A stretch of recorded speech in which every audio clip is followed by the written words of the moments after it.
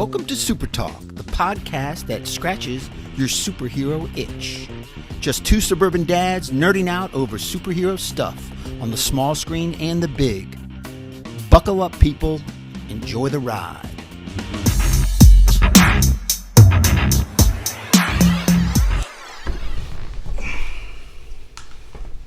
All right, YouTube. Little different setting for you guys today. We'll explain in a minute. Stay tuned.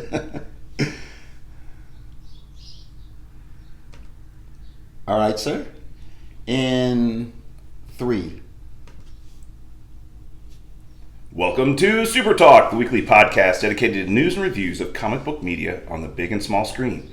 This is episode number 68. I'm your host, Brian Professor Pez, and with me, as always, is my illustrious co-host, Titanium Tony Estrella. Titanium. Professor. Before any further ado, before we even get into what we're doing here and why we're here, Yeah. I would be remiss if I did not wish you a happy 39th birthday. Yeah, it's a big one. 39. Yeah. I can remember 29 like it was yesterday. Right. Yeah, big one. And I've got a bit of a gift here for you. So You're I'll kidding let me. you open this up on the air here. Wow.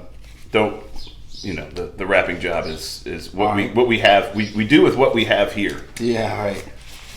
Excellent. Wow, thank you so much. You didn't have to do this. I mean, the weekend, hosting the weekend here is quite enough. This is challenging with one hand holding the mic. Very nice. Careful. Ooh. Caught up on it. I'll get that later. Thank you. All right, nice. Oh, wow. Oh, this is the Thor run. Nice. Yep. So that's the first issue of the Jason Aaron run that he did for Thor, and that's the start of the God Butcher series. Wow, look at that. So it's the Thor by Jason Aaron, Start of the God. It's a book, a pretty thick comic book. It's absolutely gorgeous. And look at that. Look at the back. So God Butcher there on the back with Thor fighting. Open the first page there, and you'll see something really familiar. Oh, yeah, look at that. Next one. Yeah, that's straight from the trailer. That picture is straight from the trailer. Look at that. That's amazing. That's awesome. Well, thank you, sir. You're welcome. Appreciate Enjoy it. And you thank you very much. Maybe do some research before the movie comes out in July. And I've gone dark on that movie. Already. I've seen so many clips that I'm not watching on social Thor? media. No, I'm sorry. I'm talking Doctor Strange. Oh, no. I've gone dark on that movie. Which I was like, man, if you've gone dark on the Thor movie already, we've seen one teaser trailer. I'm like, what is coming out that I don't know about? We haven't seen anything on that yet. No, right? No, I think they're holding a lot back.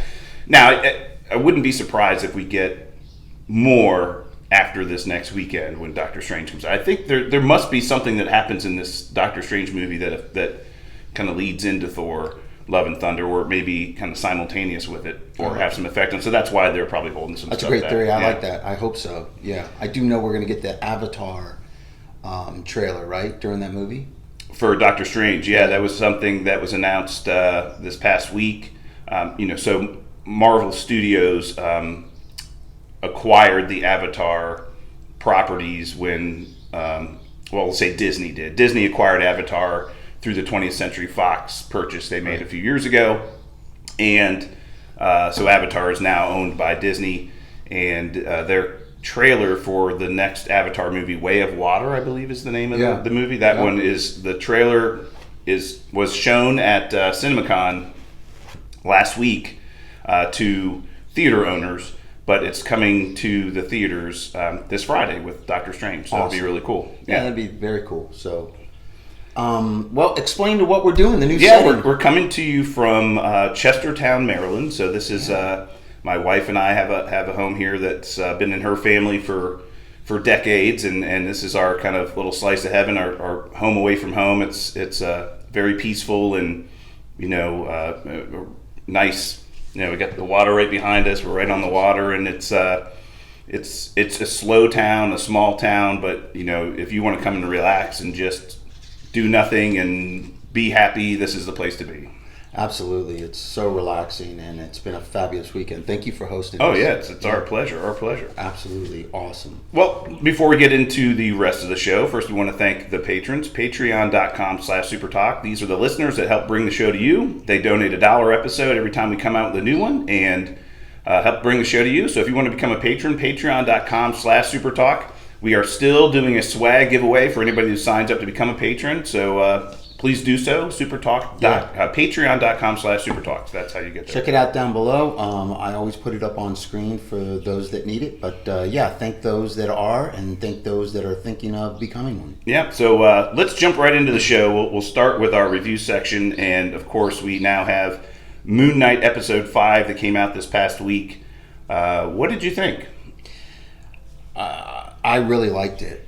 This has become one of my favorite Disney Plus shows so far, and I'll tell you why. It's definitely wacky, but so is WandaVision, and I loved WandaVision. It is absolutely wacky, but such an important piece to the puzzle this episode was. We got a great backstory. It was very dark, like the director said, and the acting in this. This is probably one of the best episodes he's acted in with himself. I thought it was phenomenal. I liked this episode a lot. Even though I know a lot of people thought it was bizarre and they're still kind of getting lost on what it is, but a very important episode. Yeah, I was highly disappointed. I think it's not too much for me to say that this is probably my least favorite Disney Plus episode of any show they've had on air ever. Wow. So I was extremely disappointed in the content of the episode, the pacing of the episode, the fact that they took an entire hour out of this series to do this episode this late in the series. I was really highly disappointed.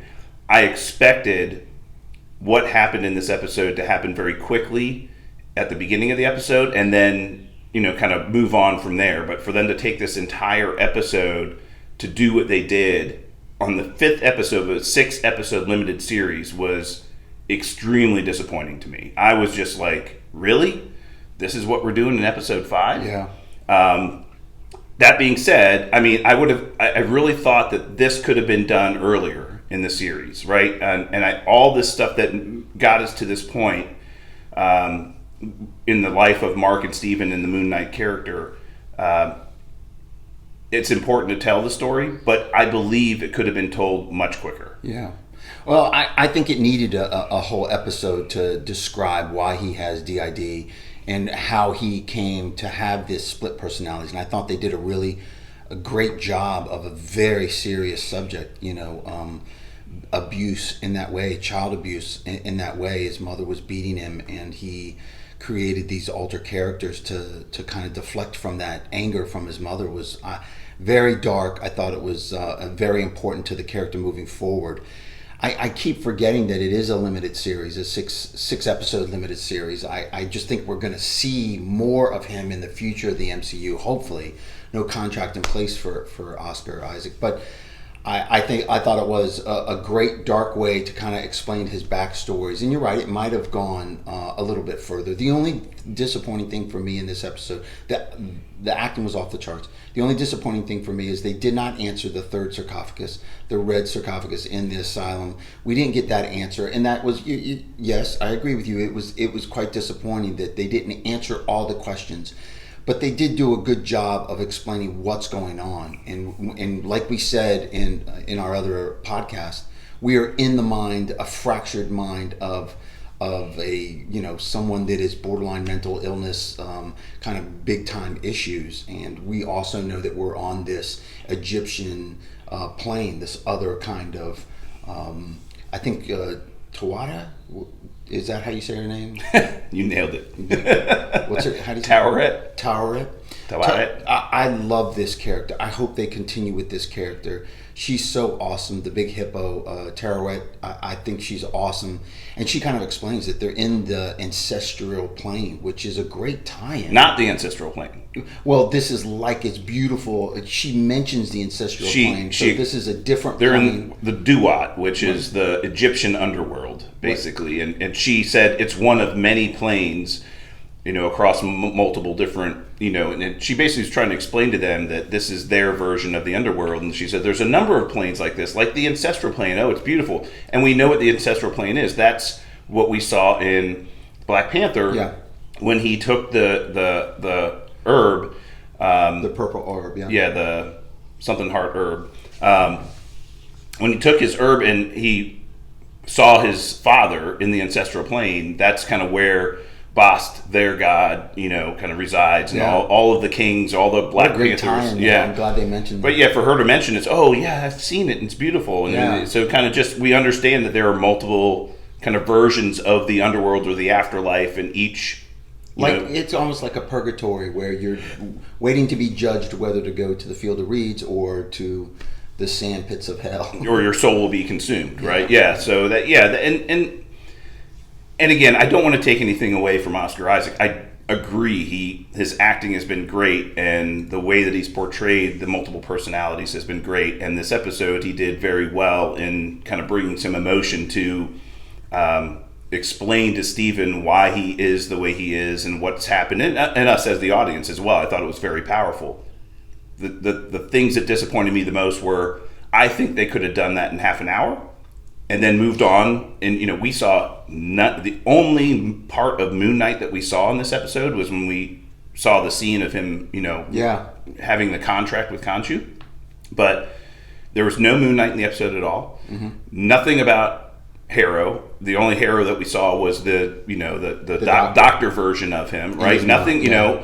We kind of got some scenes of what was going on up top, but we don't really know what's going on because we were in the underworld the whole time, and again, that they teased at the end of episode 4, and again, the ending of episode 4 being just weird and people not really understanding what was going on. We kind of were explained that very quickly, which you and I talked about last week. They had to do that fast. Yes, they had to. They couldn't get into this episode and wait 15 minutes to kind of tell us what's going on. They told us pretty much right away. Yeah, we have got a fucking talking hippo. Let's explain that immediately. Yeah. I'm glad they did that. Yeah, but the tease that they gave us in the end of episode 4 with the other sarcophagus, and for that not to be revealed, or we get nothing from that? Disappointed. That's my only disappointment of that. It was like in Loki when Owen Wilson's character never really resolved the issue of his obsession with jet skis. Right. I mean, I think a lot of fans were upset that never got resolved, and I think this was the same thing. I still think this was a very important story moving forward with a complete history, and the emotion that they had to build for how serious this DID situation was. Maybe they felt obligated. They needed the hour to kind of get more into that. I agree with you. There's just so many things in this episode that just did not make sense to me. Yeah. So, and we can kind of walk through a little bit of it. So we start off the episode with Tarouette speaking to Stephen and Mark, explaining to them that they're in the Duat, which is the Egyptian underworld, and they open the doors and find that they're on a boat. So they're on this enormous boat in the sands of the Duat, and the boat is taking them on their journey through the underworld, and she happens to be driving the boat, and she now takes their hearts out of their body, and they're like stone replicas of their hearts, and weighs them on the scales of Anubis, which everybody does. And she's like, if the scales balance, you're good. If your heart's weigh more than the feather, then you're going, basically your soul will be consumed in the sands. But if the scales balance or the feather is heavier, then you're going to go off into the field of reeds, right? And so through the gates of Ulysses? No, so that Osiris, Gates of Osiris is the entrance to the underworld. That's not where you go. Right. They end up going there for another reason, and which we'll talk about. But she explained very well what was going on. Yeah, it was. I thought that was great and needed to be done. And she also explained that the interior of the boat is different for every person, and it's usually something that their mind kind of constructs to kind of help them through the journey. And it's important for the scale to balance, before they get, on the end of the journey. And so we understand that this whole mental institution was something that Stephen and Mark's mind created to kind of help them get through that journey. So, and it's just the flashbacks back and forth between him sitting in Harrow's office and then him walking through these doors to kind of go into his past was just weird, the snap back and forth, like he'd be doing something and all of a sudden he'd be back in Harrow's office, right? Yeah, I didn't mind the pace. I thought that was a really clever way to kind of take you through what he was going through. And when you're in the mind of something that's fractured as much as his is, I think it was appropriate to kind of be choppy and flashed in. I followed it a lot better than I did the ending of episode 4. For some reason, a couple of things. Again, the thing that bothered me was no answer for the sarcophagus in the asylum. So we all assume that other sarcophagus has another one of his personalities, which is Jake Lockley. We assume that that's what that is. And we feel we've seen Jake a couple of times in the show before, but have never been told that is another one of his personalities. Right. Like we felt like when Mark wakes up, in the body and had just stabbed somebody, he says, "Stephen, what did you do?" And obviously neither of them stabbed that individual. Or recollect that they did that. Right, so we feel that was Jake. Yeah. And so we've been teased this. And here's what I don't understand, Titanium. If Towerette takes both of their hearts and puts it on the scale and it has to balance, and we'll talk about what happens at the end, but why wasn't Jake's heart on the scale as well? Yeah. Don't you have to have all of them? Yeah. To really fully balance. I mean, they could have done that early in the episode. They could have told us about Jake. He could have come out and they could have explained that, and then he would have been part of that whole journey as well. Right. I just didn't get it. You know, like why tease us the entire time and not pay that off? Yeah. It just didn't make sense to me. Right. But the entire journey of trying to get these scales to balance, and Towerette says, "Hey, this has to happen by the time we get to where we're going, or you're going to be in trouble." And Mark explains to her, they see the souls start, coming down. Ahmed has already started to judge people, and souls are dropping. They're immediately going straight into the sand. They're not going on the normal journey. They're just coming straight down into the sand. Right. And Mark's like, "We need to get back up there. Yeah. Can you get a message to Layla and tell her to free Khonshu, and maybe he can help me?" And Towerette says, the wife, the girlfriend, the girl that's been in the show, and Khonshu is the other moon Egyptian god. Right.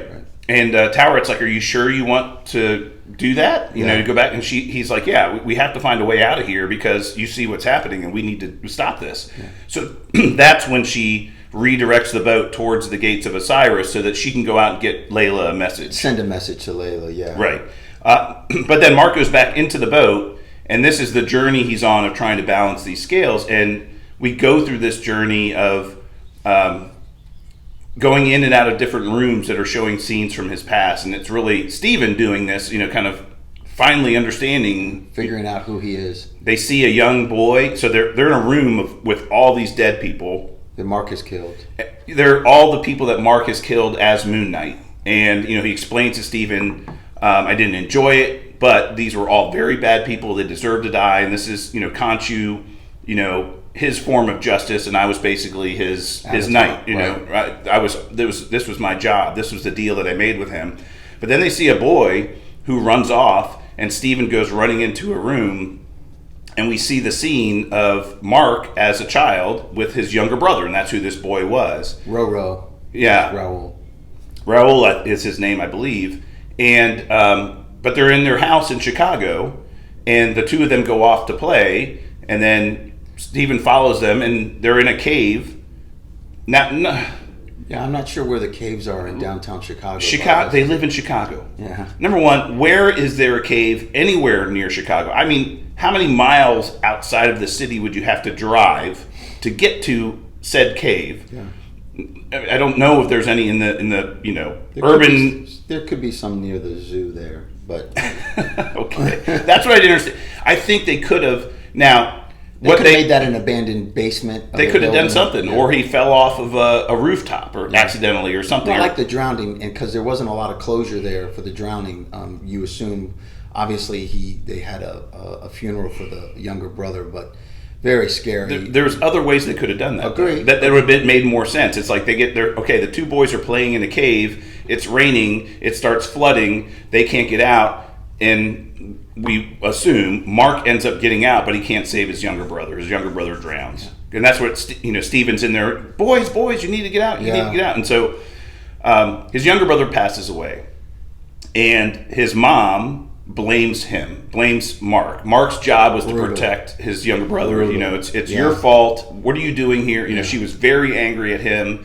and never forgave him never forgave her. Letting his younger brother die. And would take it out on him whenever she could, whenever she got a chance. Yeah, which we saw much later. I mean, but she was very mean to him. And the father, basically tried to explain it away. She's suffering. She's having a hard time dealing with this. She'll get over it, but apparently never did. Yep. But they see that scene. So we learn that Mark's younger brother passes away. But then, the most powerful part of this episode was a room that Steven ends up going into, and Mark's like, Steven, don't go in there, you don't want to see what's in there, don't go in there. Yeah. And they go into a room, and we see Steven in his, Mark in his room. This is Mark as a child, and he says, I better clean up because his mom is knocking on the door. Like, he knows what's coming. His mother's coming into his bedroom to beat him again. And that is when his mind actually fractured. We see the point where his mind actually breaks. And he conjures up and he creates this Stephen Grant from the videos that he watches about, the Tomb Buster videos. And that was a movie that he had watched with his younger brother a lot. And when they were walking off to go into the cave, they were playing those characters. They were pretending that they were the characters, and that's where he kind of made up that fake accent. He made up that, to kind of stay away from what was actually happening in the real world. He created the Stephen. And we saw the scene of the first time he manifested Stephen. He was looking at himself in the mirror, and his eyes roll back in his head, and then Stephen comes out in his child body, right? And the look on Stephen's face to realize that, wait a minute, Mark is the primary here. I was made up. I'm not real. I'm part of Mark, and Mark made me up to deal with this horrific situation. Yeah, his mom would come into his room and grab a belt and just beat the crap out of him, and he created Stephen as a way for him to kind of separate that bad part of his life from everything. So Stephen was kind of his way to give his mind a break and let Stephen just kind of not know anything about this. Yeah. So that was just incredibly powerful, right? We also saw the scene of the funeral for his mom. His mom passes away, and Stephen's like, "What are you talking about, Mom's dead?" Huge important part of the story. We see that his mom finally passes away. And that's the point where I think he loses control of the two identities. Mark and Stephen actually kind of lose control of who's in control now. We saw that. Yeah, we saw that flip-flopping, and then he's calling his mom. He's like, I'm lost again. Mark's sitting outside of their home, and his father's at the window saying, come in. This is the funeral for the mother. And he's like, no, I'm not doing it. And he walks away, and Stephen shows up and grabs his phone and says, "Hey, Ma, it's been a while." And so, this is where we've seen him talking on the, leaving messages. I'm lost again. I'm lost again. I can't believe where I am. And so, but Stephen was in denial, didn't believe his mom was dead. He's like, I talk to Mom every day. What are you talking about? Yeah. And finally, we get a flash forward into the doctor's office again, and he's talking to Harrow. And for the first time, Harrow, or not the first time, but it's been a long time since he's been able to speak to Stephen. And Stephen finally comes to grip with the fact that his mother's dead. Yeah, he realizes it. Yeah. Right. Powerful stuff. I don't know. I thought it was very important in that you answered a bunch of questions there. When his mind actually fractured. We actually got that point in time when his mother died, which wasn't too far off to where they are now. Yeah, and then ultimately we do get back on the boat. And again, Howard's like, you got to get these scales balanced. This has got to happen. And these sand the dead people that Mark had killed start crawling over the side of the boat as sand creatures, and they start attacking Mark, trying to pull him over the side of the boat. And Steven basically is like, I can do this. I've got this inside of me, and he ends up, saving Mark. He attacks the sand creatures and hits. Like cricket, and he takes a bat and starts whacking them. Yeah, that's good. It was really cool, and Steven was able to save Mark, but Steven ends up getting thrown over the side, lands in the sand, and turns to sand himself. Right. Yeah, that was kind of. I falls over, and Mark's like, Steven! Yelling after him. Yeah, Wilson! Yeah, right. Yeah, it was one of those. It was shocking. I don't want Steven to go. I don't think he is gone, but Marvel has taught me and trained me to take things at face value. Right. So if Steven is gone and he's in the sands, then that's where Steven is. So. Even though Mark and Steven are the same person, but the scales balanced. Yeah, that was what the amazing thing. Once Steven fell over the side, the scales all of a sudden balance, and boom, she's and that was it. And he's in the field of reeds, and then he appears in the field of reeds. Yeah, interesting, and that's how the episode ends. Boom. Yeah. So many unanswered questions. We don't know what happens from here. A lot of questions they did answer, but you're right. There are still the Jake Lockley thing's very disappointing, but I'm kind of used to that. Like in the past. WandaVision did a very good job of answering the major questions we had, like Westeros. How did that happen? They showed it to the us. Vision. How is he there? There's several things in that, except for the engineer that made the thing that was. But that was us making more of it than.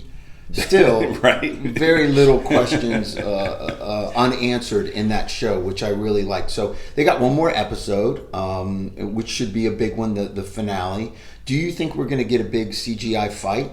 We see some of that in the trailers that we've seen thus far. We see Harold and Moon Knight fighting with the big moon. And we see Harrow and Moon Knight fighting over top of some. Looks like on one of the pyramids. Yeah. And then there was another scene in the trailer with the big bolt of purple lightning coming through. We haven't seen that yet either. Right. So we assume something like that's happening in the next episode. The questions are, one thing we did get in this episode, which I thought was very cool, we did see the scene of him making his deal with Khonshu. Yeah. Right. We did see that. So he brought Steven to the archaeologist dig site, and he explained to him, this guy I worked for, Bushman, so we got the Bushman name. He did say, we got the backstory on what happened to her father. Like, yep, we saw the father dead, and he said Bushman, I was working for him, and he changed the plan. We were supposed to raid this dig site, but he changed the plan, decided to kill everybody and take everything for himself. And I tried to stop him, but I was shot. And we see him crawl. I should have died, he said. Right, yeah. He crawled to the foot of the base of the statue of Khonshu, and this was obviously the tomb of Khonshu, right? So we found that. And Khonshu basically said, look, I've been looking for somebody like you. And he says, you can, and Mark was going to shoot himself in the head. He was going to basically kill himself because he was dying. Yeah. And Khonshu's like, you can become my Moon Knight and be my fist of justice, or you can die.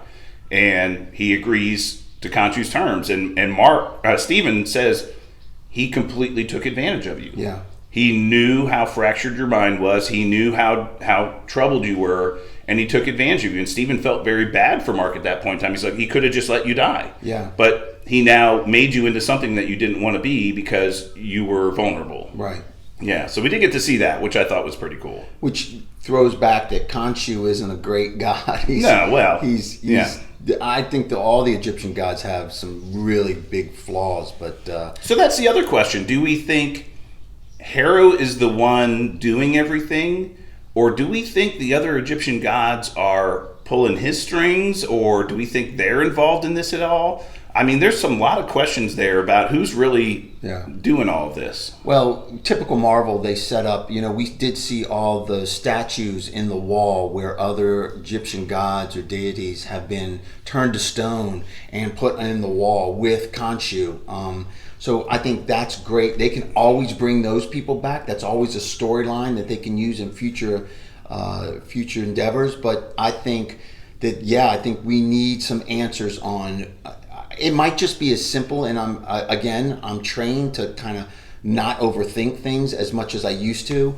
I think it's Amit that's kind of controlling Harold, Arthur Harold. But if it's not, that's a great twist. I'd love to see that, but I'm not expecting any of that.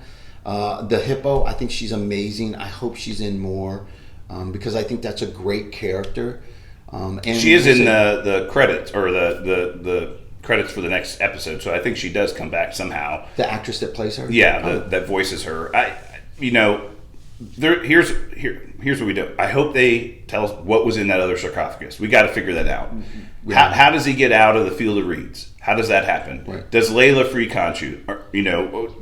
What we expect? There's a big fight. We've seen some scenes from the fight scene, but where is this show going? What's the end goal for this show? Well, since we've seen the fight, we know that he retains the Moon Knight suit. But you're right. We don't know if he lost that power because Khonshu was being imprisoned in stone.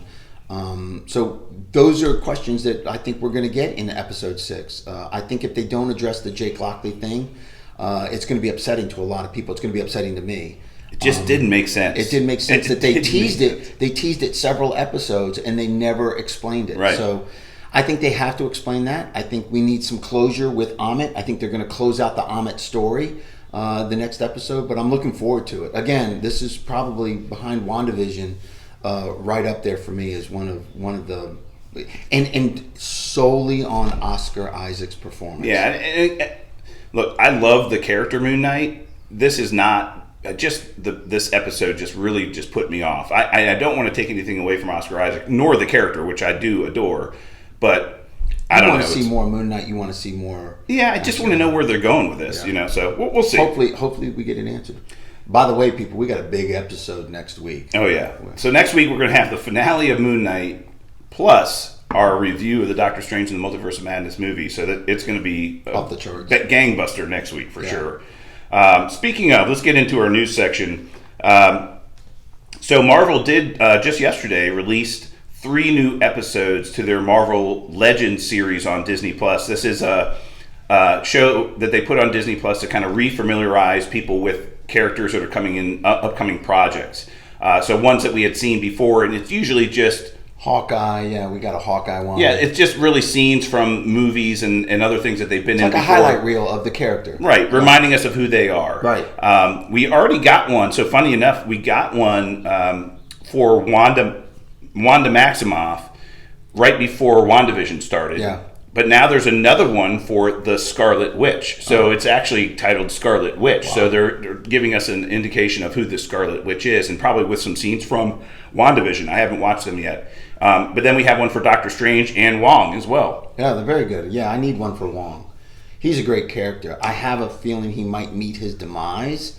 I hope not. Oh boy, that would be a big one. Shocking. That would be a big one. But I think they need to do that. I think we're going to see it in Thor: Love and Thunder. I think we're going to see some big characters go down, unfortunately, and definitely we're going to see it in because James Gunn has already said it. We're going to see it in Guardians 3. Yeah.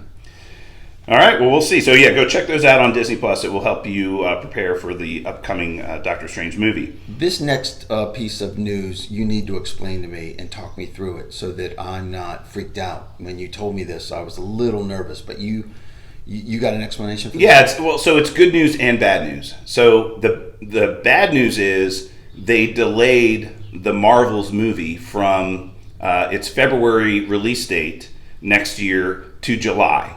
And when I first saw that, I freaked out as well, going, "Oh my God, are they pushing back the entire schedule? Right. One more slot. So now we're not going to get a movie next year until July." I'm like, "Oh my God, not again." Yeah. The good news is they pulled up Ant-Man and the Wasp: Quantumania into the basically similar 1 week earlier.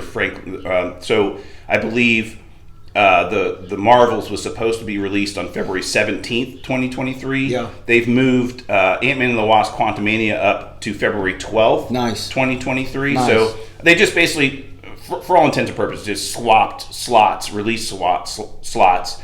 And I think the reason behind it, from what I've been able to read, is there were delays in the Marvels movie, and they weren't going to get there on time. However, Ant-Man and the Wasp: Quantumania wrapped shooting at the end of last year. So at the end of 2021, in like November of 2021, they finished filming. So now they're in That's been in post-production for quite some time. Right. They're just in post-production working on special effects Uh-huh. and the final cut of the movie. So that movie's basically in the can. I think they already did reshoots too. Yeah. So yeah, it wouldn't surprise me. So they've got time to get that one done, but I don't even know if they started filming the Marvels yet or not, or if I see a lot of video of her working out and training for it. I do think they have started it, but I'm not 100% sure.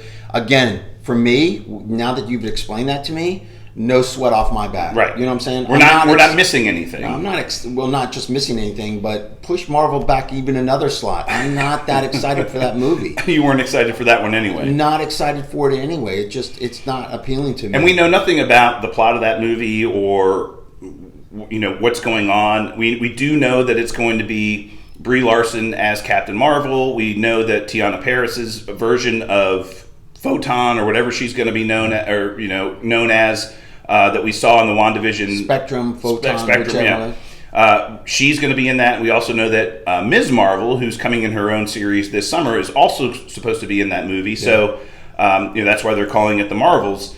Hey, again, we know nothing else, and I believe they're just a little bit behind schedule, and they wanted some time. Good news to me. Give me Ant-Man earlier. I love that character. He's one of my favorite characters. Paul Rudd, I adore him.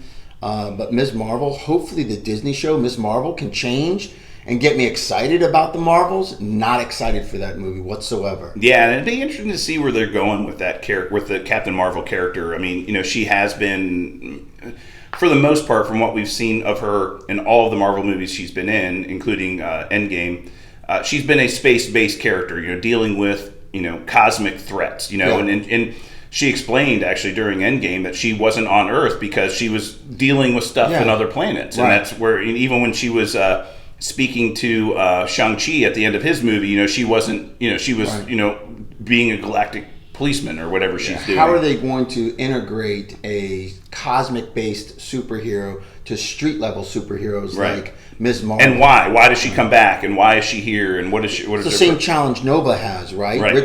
Richard Rider is the cosmic type spaced superhero, and Sam Alexander is the street level kind of Nova. So it'll be interesting to see how they work that out. Maybe this is a blueprint for the Nova show. Yeah, who knows? We'll see. But yeah, so that, again, good news and bad news. Frankly, I think you and I are both pleased by the news. We'd rather see Ant-Man and the Wasp: Quantumania than a delay.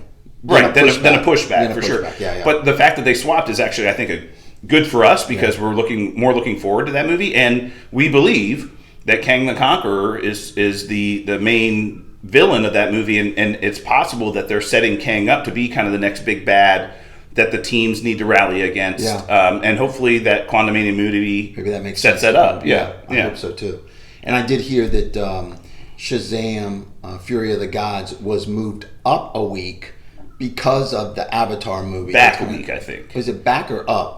I think it did move. Yeah, it moved a week. It's only a week. It's either back or I don't know if it's December 12th or December 19th. Now it moved. It definitely moved a week, and it was to avoid being released on the same weekend as Avatar, the number one grossing movie of all time. The sequel to that, you want to stay away from that. Yeah, and so that was smart. It was funny. I think the director of the movie, the Shazam: Fury of the Gods movie, came out on Twitter and he tweeted to James Cameron and says, "You're welcome."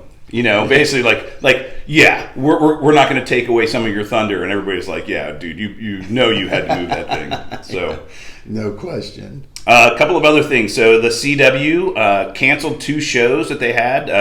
DC Legends of Tomorrow and Batwoman both got canceled. So this is their final season and won't be back. Not surprised about either of them. I think, frankly, Legends of Tomorrow had a pretty long run. I think a very good run. 6 or 7 seasons. Yeah. It's been around for a long time. Was really built as kind of like the third series behind Arrow and the Flash. It was kind of another series, and they pulled some characters from both of those shows to be on Legends of Tomorrow. It had a long run, and frankly, I was surprised it lasted as long as it did. So I think that they're satisfied with the run that it had. Batwoman, boy, that just has been that was a train wreck from the station. A train wreck straight out of the station. Yeah. Awful. Well, we had, originally had Ruby Rose in that role. She decided to leave the show a year into the project. She decided to leave the show. They recast the Batwoman character.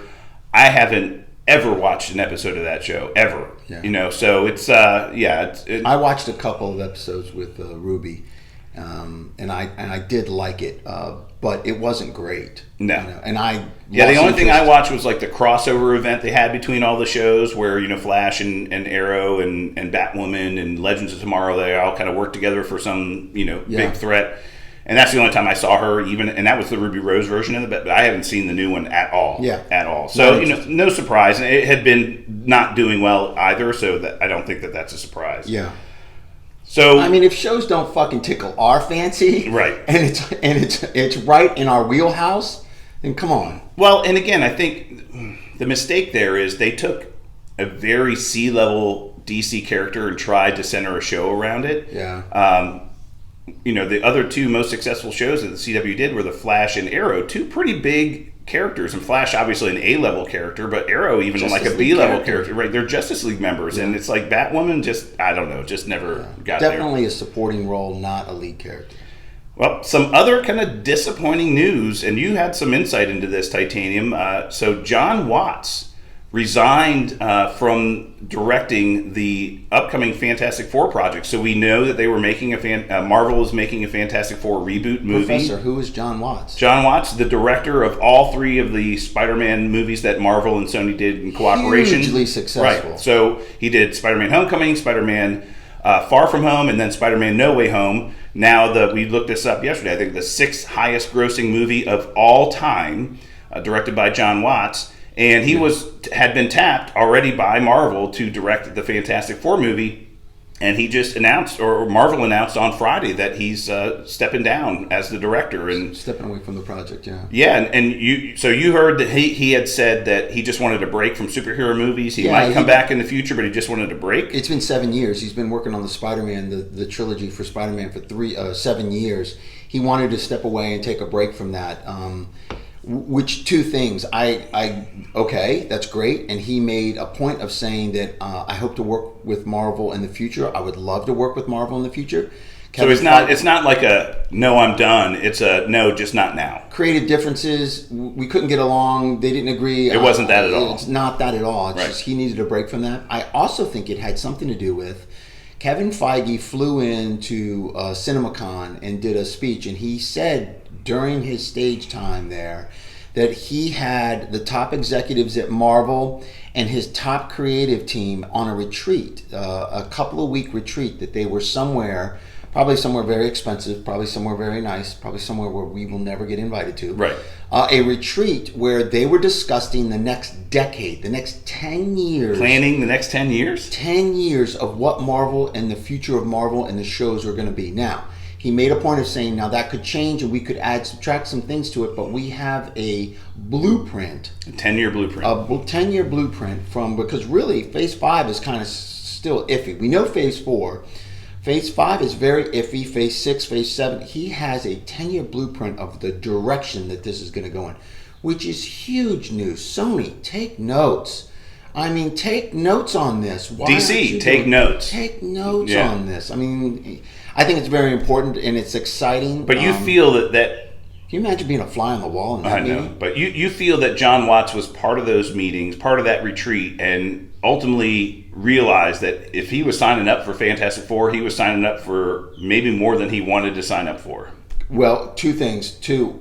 Whether he understood now the big picture and how he had to conform to the big picture, and that probably scared him a little bit. Although he did it for 3 movies with the Spider-Man, right. So why wouldn't he do this?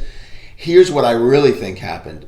We're going to get Fantastic Four sooner than we think, and he doesn't want to rush that project. He just finished Spider-Man. He doesn't want to start filming next summer. And I think that's what it is. It's like, well, we need Fantastic Four. Or maybe later this year they want to start filming that Exactly. movie. Right. Exactly. And he was not ready for it. He's like, man, I need some downtime. I'm going to have to step away. Thank you so much for the offer. I'm hoping that's what it is. Well, and when you told me this news, my first fear was, oh my God, this is going to push this project back even further.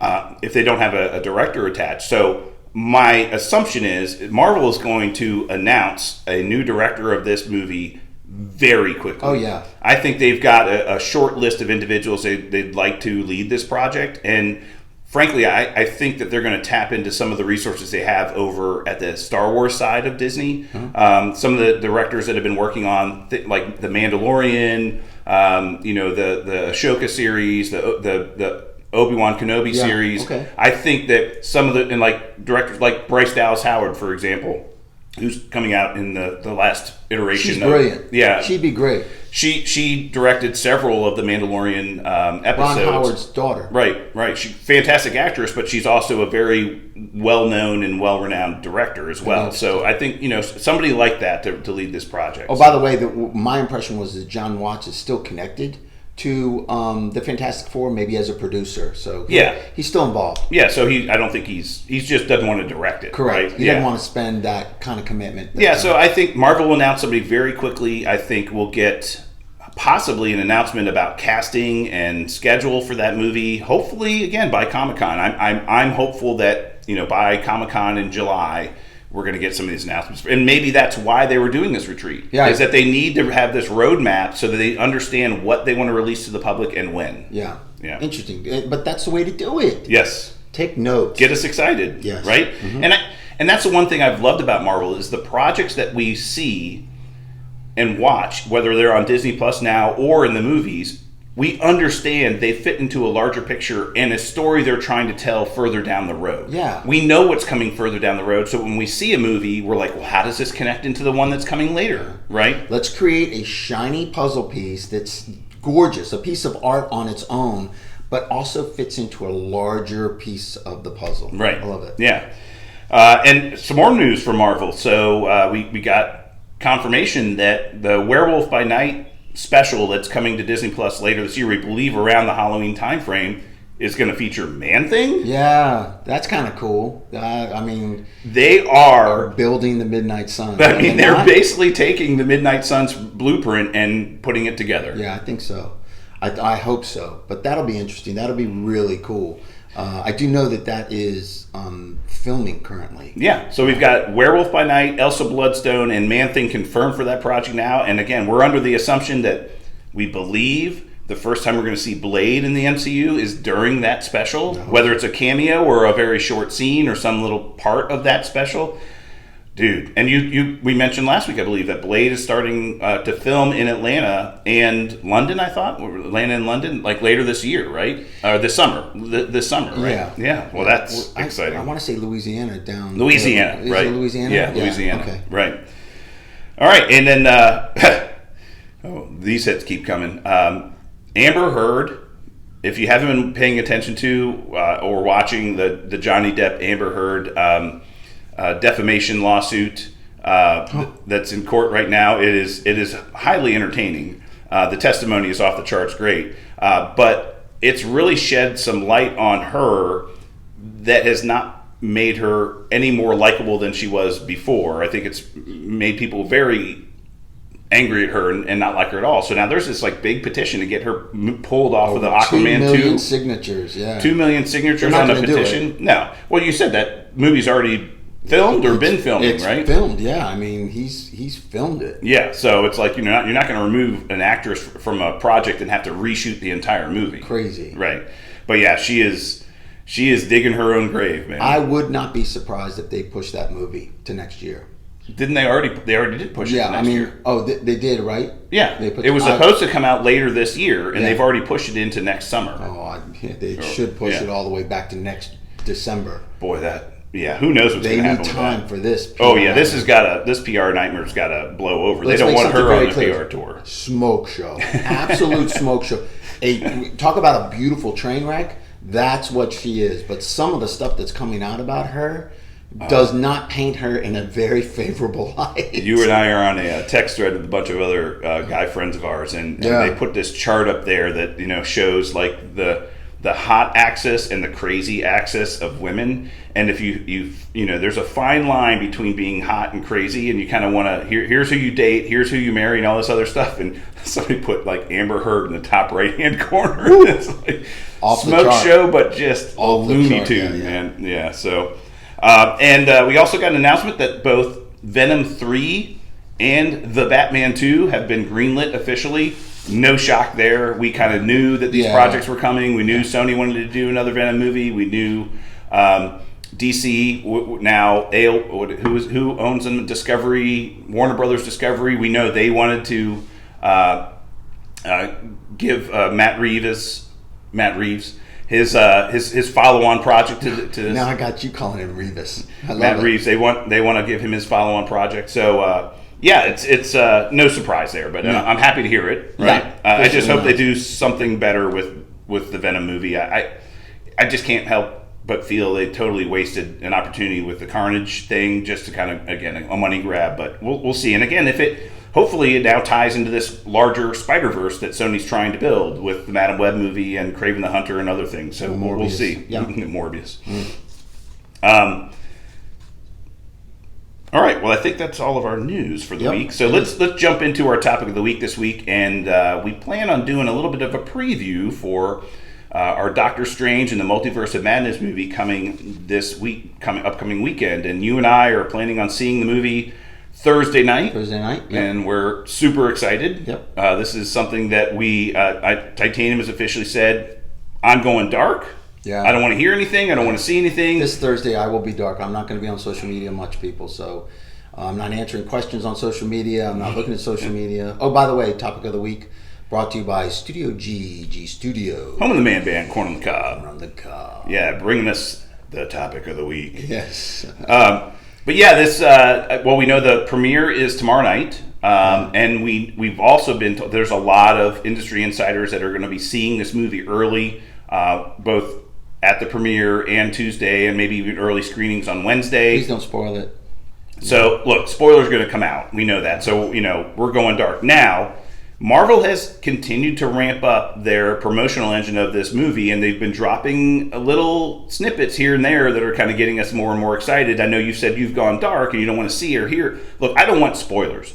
I don't want people to see this movie and release or tell me something that Marvel doesn't have any intention of telling me until I see the movie. Right. But the things that Marvel's released, I'm fine with watching and I'm fine with seeing, and that's kind of, they did come out with a couple more. Are they releasing trailers. Too much though? No, I don't think so. I mean, again, I think confirming rumors that we thought might be happening is okay. Spoiling things that we don't know yet are happening, I think is not okay, right? Yeah. Okay. So we always kind of knew, again, one of the things, we knew Patrick Stewart was going to be in this movie. We believe he's playing some variant of Charles Xavier, Professor X. They did a couple of new trailers where you actually see the yellow hover wheelchair that he's in, and he's kind of riding in it. So that was kind of cool. But again, just confirming, we already not going to see it. But that's interesting. We already know he's in it. Right. So again, confirming that he's in it. We've seen. As far as like confirming cameos, right? So that was one. We know Billy and Tommy are in this, right? We saw that in one of the earliest trailers or teasers. Right? Yeah, and Marvel came out with a trailer actually speaking to Elizabeth Olsen and talking about Wanda Maximoff and the Scarlet Witch character.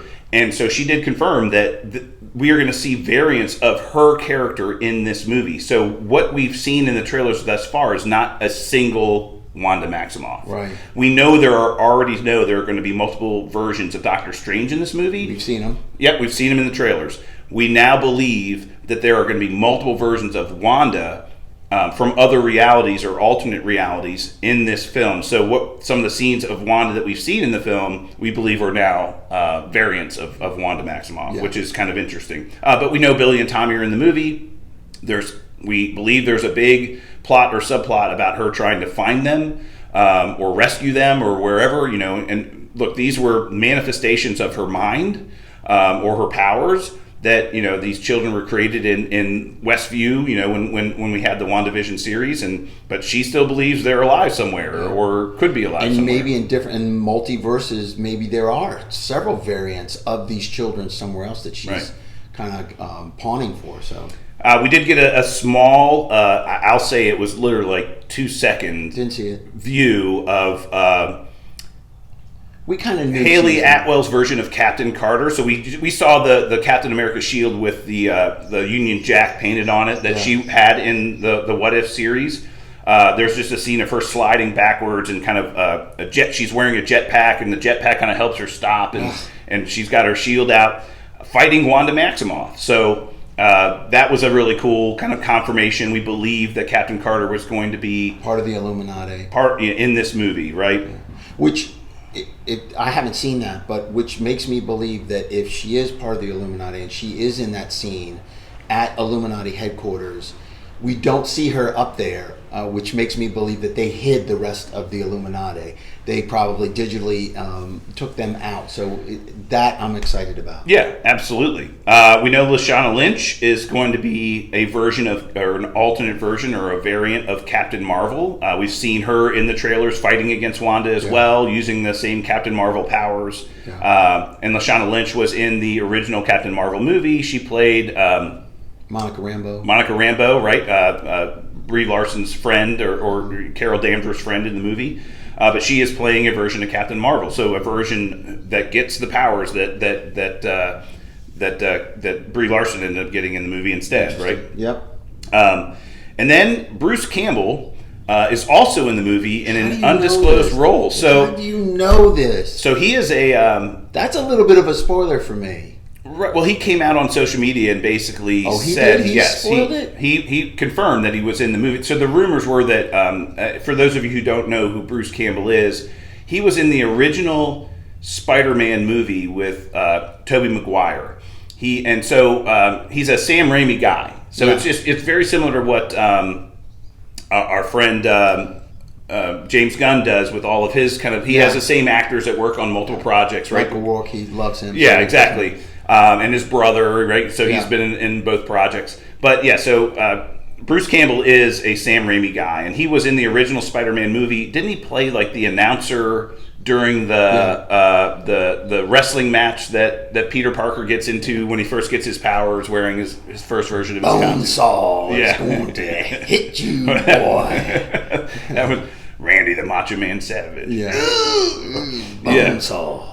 But so Bruce Campbell is our Sam, and he's basically confirmed that he's in this movie, and he's come out and said, "I really can't disclose who I'm playing, but I am in the and again, there's rumors out there that he might be playing a variant of Doctor Strange, kind of like a different version of Doctor. And we know we're seeing multiple versions of Doctor Strange already, so that would be very fun. So that's who the people we know are in the movie, and the kind of the cameos we expect. But there are going to be huge cameos in this movie. They're predicting huge cameos, and I don't want it spoiled for me. I want to go in dark, so I'm definitely. We've been told we are going to be surprised. There's jaw-dropping type of.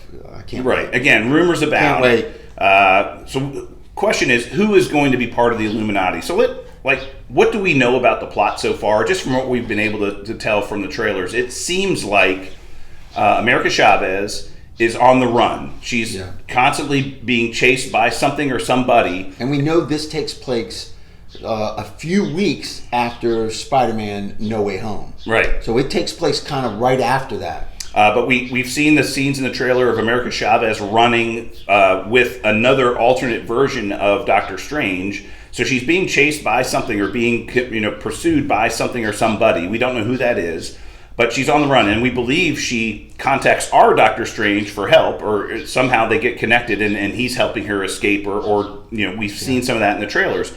I believe they end up in the Illuminati building at some point in time because we see her in like a kind containment unit. Yeah, some kind of containment unit there. And that's where we see that kind of alternate version of Wanda Maximoff show up. Yeah. And I think it seems like when both Doctor Strange and America Chavez are in the Illuminati building being apprehended, that's when Wanda shows up and basically attacks the facility, trying to get America Chavez, thinking that America Chavez can help her find her children. Maybe. Yeah. Right? Okay. And so We see Wanda fighting against multiple versions of the Illuminati. We see her fighting against, again, Captain Marvel. We see her. I've seen now a scene of her fighting against Captain Britain or And the bots, Captain the Carter. Illuminati bots, obviously. The Ultron bots that are escorting Doctor Strange. We see her fighting those. But again, who else is on the Illuminati? Right. We know Professor X is on the Illuminati. Is Wanda going to face off against Professor X?